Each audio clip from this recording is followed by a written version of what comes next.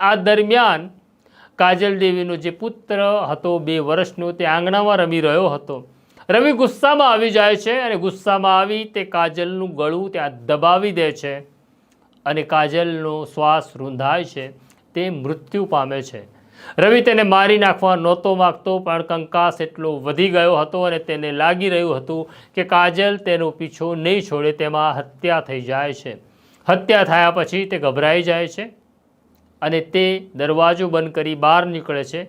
કાજલના નાના દીકરા જે 2 વર્ષનો છે તેને લઈને પોતાના મિત્ર પાસે જાય છે અને કહે છે, મારે એક કામ છે, કાજલ બહાર ગઈ છે, તું આને સાચવજે.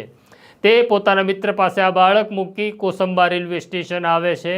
ત્યાંથી 800 રૂપિયામાં એક મોટી સૂટકેસ ખરીદે છે અને સૂટકેસ ખરીદ્યા પછી તે પાછો ઘરે જાય છે. ઘરે ગયા પછી તે કાજલની લાશને સૂટકેસમાં નાખે છે.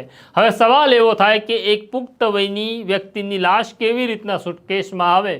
તો જેમ નાનું બાળક તૂટિયા વાળીને સૂતું હોય તેવી રીતના તે કાજલને બેગની અંદર પેક કરે છે, બેગ ઠસોઠસ ભરે છે અને બેગને બંધ કર્યા પછી તે કાજલના દીકરાને પોતાનો મોબાઈલ ફોન આપે છે અને એવું કહે છે, તું રમજે, હું હમણાં મમ્મીને લેવા જઉં છું.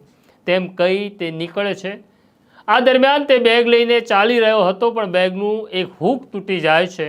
બેગ વજનદાર હતી કારણ કે તેમાં લાશ હતી, એટલે તે બેગને ઢસડીને દૂર સુધી જઈ શક્યો નહીં. માટે તેણે કોસંબા રેલવે ઓવરબ્રિજ પાસે ખાડામાં તે બેગને ફેંકીને તે પાછો ઘરે આવે છે. કાજલના દીકરાને સાથે લઈને તે પોતાના વતન ફરીદાબાદ જવા નીકળ્યો હતો અને ત્યારે જ ફરીદાબાદ પોલીસ રેલવે સ્ટેશન ઉપર તેનું સ્વાગત કરવા હાજર હતી.